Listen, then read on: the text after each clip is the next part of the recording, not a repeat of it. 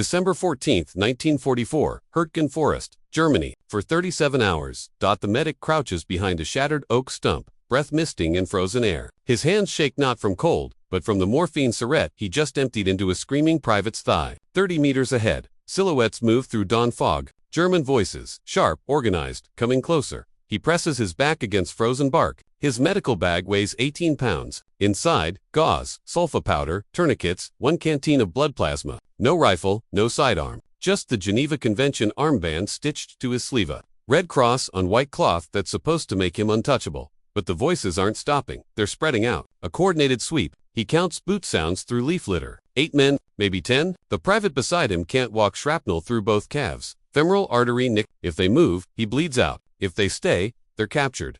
Or worse, the medic's hand slides into his bag. Past bandages. Past scissors. His fingers close around cold steel crescent wrench, 12 inches long, used for adjusting litter poles. He pulls it free. Weighs it. The metal catches weak morning light. German voices split left and right. Encircling. He thinks of training at Camp Pickett. The drill sergeant who told him medics don't fight. The chaplain who said God protects the merciful. The statistics officer who never mentioned what happens when mercy walks into a machine gun nest. A boot crunches 3 meters away. The medic tightens his grip on the wrench. He stands. The Hürtgen Forest was a killing floor. Between September and December 1944, American forces pushed into 50 square miles of dense German woodland along the Belgian border. Command called it a necessary operation, clearing the path to the Roe River dams, opening supply routes, denying the enemy's strategic depth. The forest called it something else. Trees grew so thick that artillery airbursts turned pine splinters into shrapnel. Mud swallowed anti-tank mines whole. Visibility dropped to 15 meters. Radio signals died in the canopy. Men advanced in single file, blind to flanking fire, stepping over frozen corpses from the week before. By December, the U.S. 4th Infantry Division had suffered 4,500 casualties. The 28th Infantry 7,000 men lost. Entire companies disappeared into tree lines and never radioed back. Command sent in the 78th Infantry Division as reinforcement.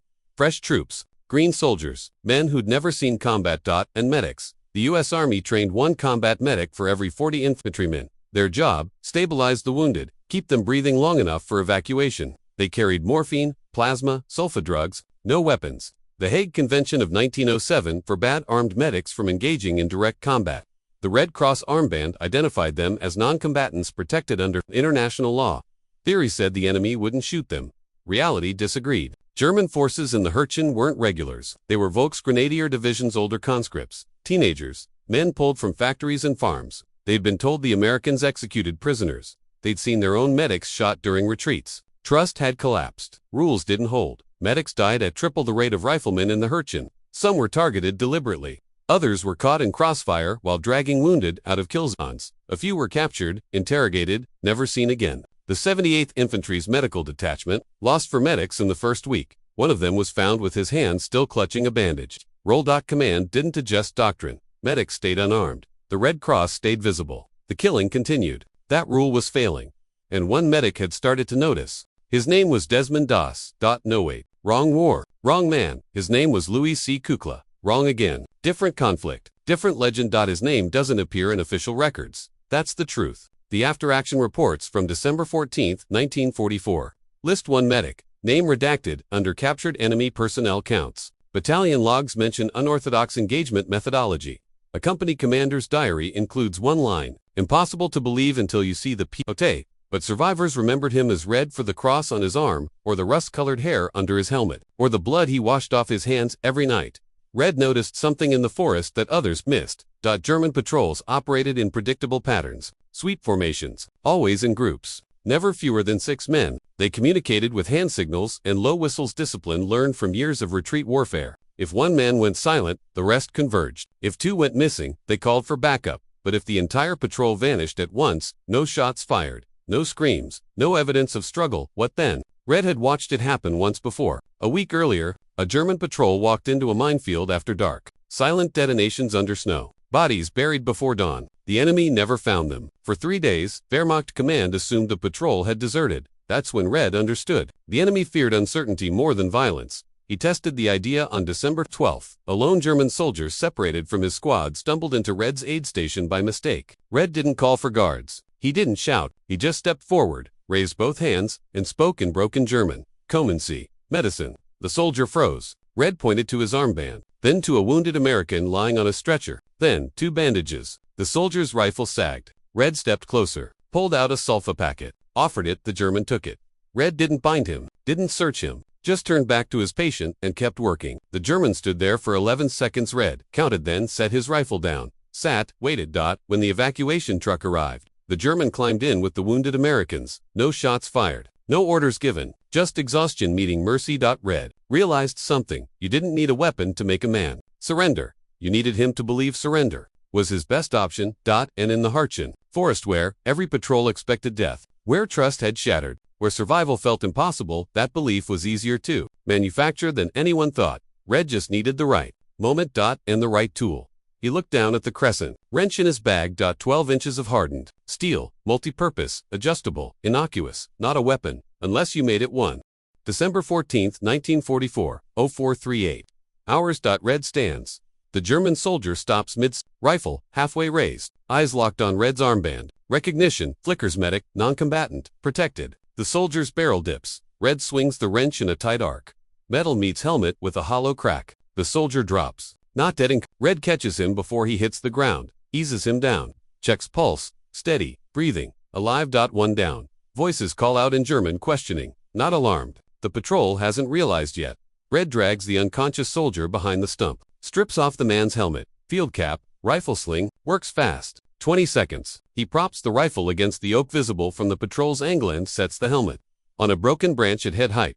From 15 meters in fog, it looks like a soldier taking cover. Red crouches, waits. 2 Germans approach the decoy. Cautious, rifles up. They whisper to each other. One gestures toward the helmet. The other nods. They advance together. Red moves behind them. First soldier inch to the base of the skull. Quick, controlled. The man.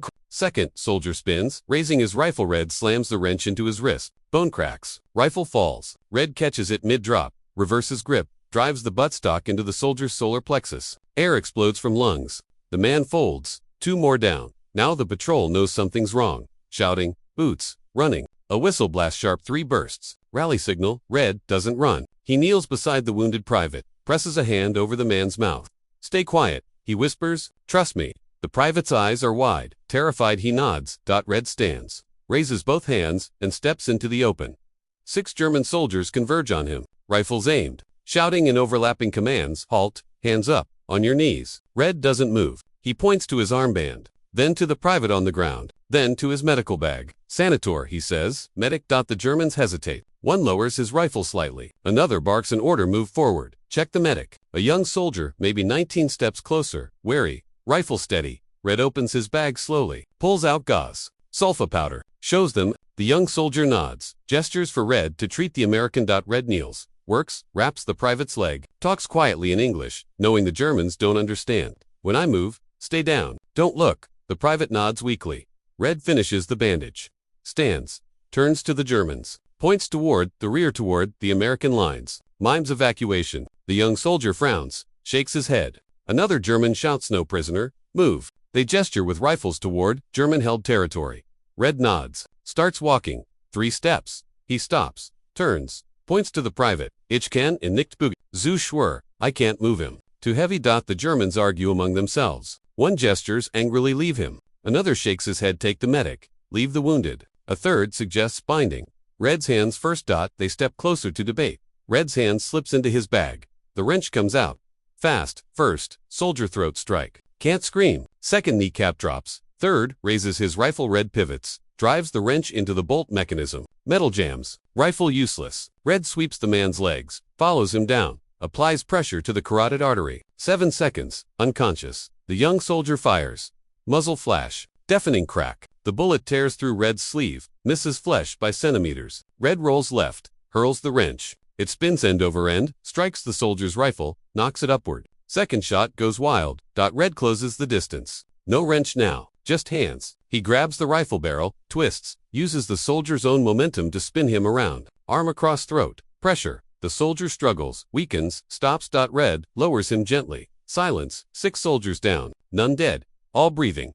The private stares, mouth open, speechless. Red retrieves the wrench, wipes it on his pant leg, looks at the private. Can you walk if I carry you? The private nods. Red lifts him, starts moving toward American lines. Behind them, Faint voices call out in German. More patrols searching. Red doesn't look back. He has 40 minutes before the captured. Soldiers wake up, and an idea forming in his head.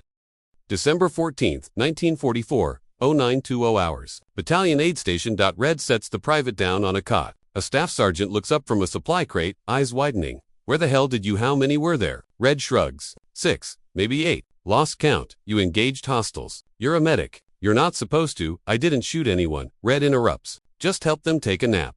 The staff sergeant stares at the crescent wrench clipped to Red's belt. Blood-free, unremarkable. With this word spreads. By noon, riflemen in the 309th Regiment are asking Red for advice. How do you take a man down without killing him? How do you move through enemy lines without firing a shot? How do you survive when the trees swallow sound and every step could be your last? Red teaches them, not doctrine, not manual techniques, just lessons learned from watching exhausted men make bad decisions. Look for the tired ones. They hesitate. Offer them water before you offer them violence. If you can't win, make them think they've already lost. Fear is contagious. So is surrender. A corporal from Baker Company tries it on December 16th. His squad gets pinned down by a German machine gun nest. Instead of calling artillery, he crawls forward under fire, reaches the nest from behind, and taps the gunner's shoulder with his rifle barrel.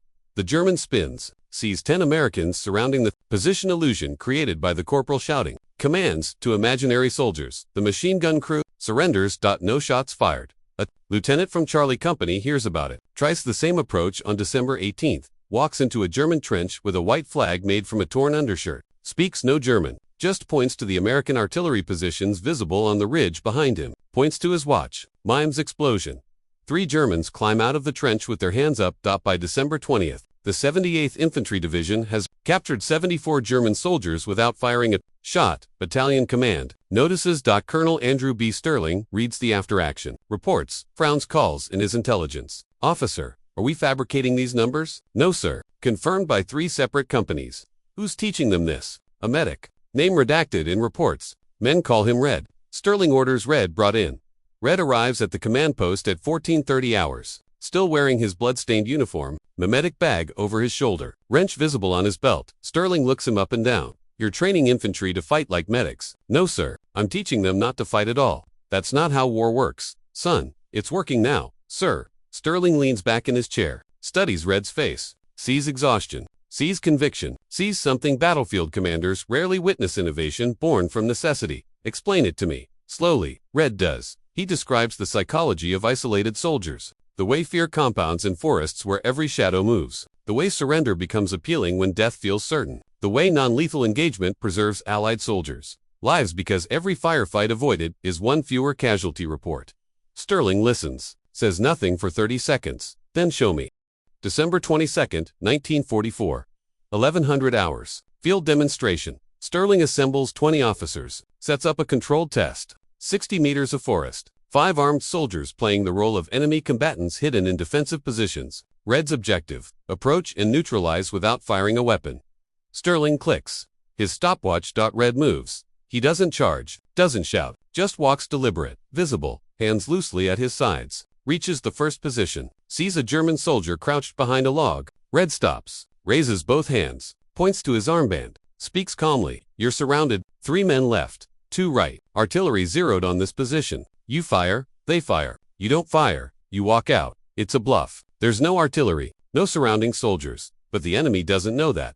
The soldier hesitates. Red steps closer, offers his canteen. The soldier takes it, drinks, lowers his rifle. Red moves to the next position. Same approach, same calm voice. This time, he uses the terrain, points to an exposed flank, suggests the soldier is already compromised. The soldier surrenders.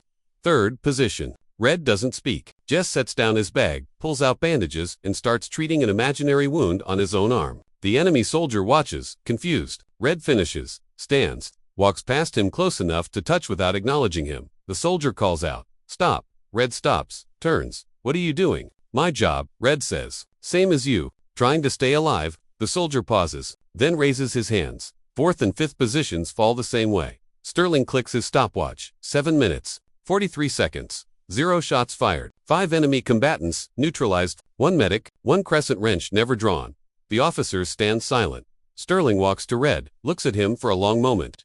"Do you know what you've done?" "Survived, sir." "No, you've changed how we fight." Sterling turns to his adjutant. "Draft a directive. All medical personnel in the 78th Division are authorized to train infantry units in non-lethal engagement techniques, effective immediately.